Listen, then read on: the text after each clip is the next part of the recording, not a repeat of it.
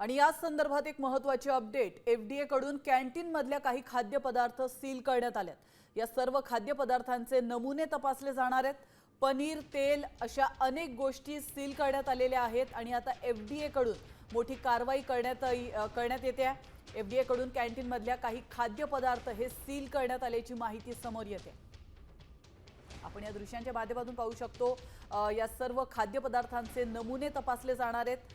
पनीर, तेल अशा अनेक गोष्टी एफडीए कडून सील करण्यात आल्यात। याविषयी अधिक माहिती देण्यासाठी आपले प्रतिनिधी सूरज मसूरकर आपल्यासोबत जोडले गेलेत। सूरज, आपण पाहतोय एफडीए कडून कॅन्टीन मधल्या काही गोष्टी, काही खाद्यपदार्थ हे सील करण्यात आलेत। नेमकी काय अधिक माहिती मिळते?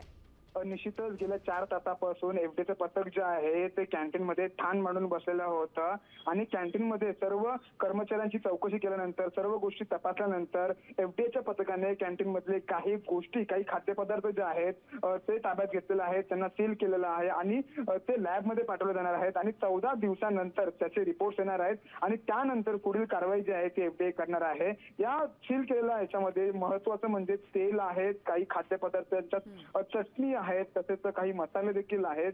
हे सर्व जे पदार्थ आहेत ते एफडीएच्या पथकाने सील केलेले आहेत आणि पुढील कारवाई एफडीए करत आहे। आता थोड्याच वेळात ते सीलबंद पदार्थ जे आहेत ते लॅब मध्ये जातील आणि 14 दिवसानंतर त्याचा रिपोर्ट आल्यानंतरच आम्ही पुढील कारवाई जी आहे ती करणार आहोत, असं देखील पथकाने सांगितलेलं आहे। नक्कीच, धन्यवाद सूरज, तुम्ही दिलेल्या महत्त्वपूर्ण माहितीबद्दल। आपण पाहू शकतो, एकीकडे आमदार गायकवाड यांनी या कॅन्टीनच्या मॅनेजरला मारहाण केलेली आहे आणि दुसरीकडे मात्र एफडीए कडून कॅन्टीन मधल्या काही खाद्यपदार्थ सील करण्यात आले, ते तपासले जाणार।